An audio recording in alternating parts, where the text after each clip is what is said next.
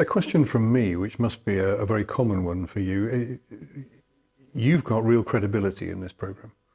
I mean, there are a few people who will have gone through something which is as traumatic as what you went through in the Falklands. So you've got some street cred when you're dealing with someone who's gone through their own traumatic stress. How important is that? Could you take any other, let's say it's going to be a serviceman, to duplicate your role, or does it have to be someone with the experience? I agree with the latter statement. I think in terms of trying to expand my charity and looking for people to do what I'm doing, because I'm getting on a bit now, we're going to need somebody to do this, or more than one. Yeah. I think those are two critical elements. To be able to speak both languages, military and PTSD. Yeah. Now, not all my team agrees with that. Some of my trustees are a bit ambivalent to think, well, it's limiting the pool. It might be very difficult to find these people. I appreciate that.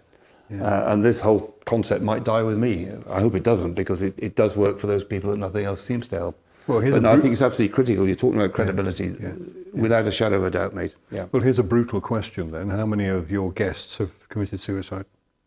None. Right. And when I'm asked about the success rate, that's as melodramatic as it sounds, that's the only way I can quantify that. Yeah. They have all contemplated it, and some have attempted it. Before the program? Oh, yes. But not after? Nothing since, no. And you keep in touch with them after the program? Oh, yes. I mean, once we finish the experience, they enter what's called the post-traumatic growth phase. Yeah. That's completely open-ended, and there's no structure to that one. The guy I just took to Scotland last week, that's a classic example.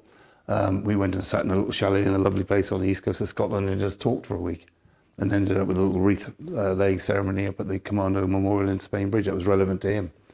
The next guy will be completely different. It all depends on what they actually need. But of course, what I show them is really just training. It is not the solution. Yeah. And that's one of the reasons why I won't accept any pay, because if you go into a supermarket and buy a loaf of bread, you expect to walk out with a loaf of bread. If you paid me £4,000 and came onto this program, you could be forgiven for thinking I'm cured when, no, sorry, mate, it ain't that simple. Mm-hmm. I've shown you what to do. It's everything you do afterwards that's going to make the difference. That's why there has to be a post-traumatic growth phase and keep in touch with these people.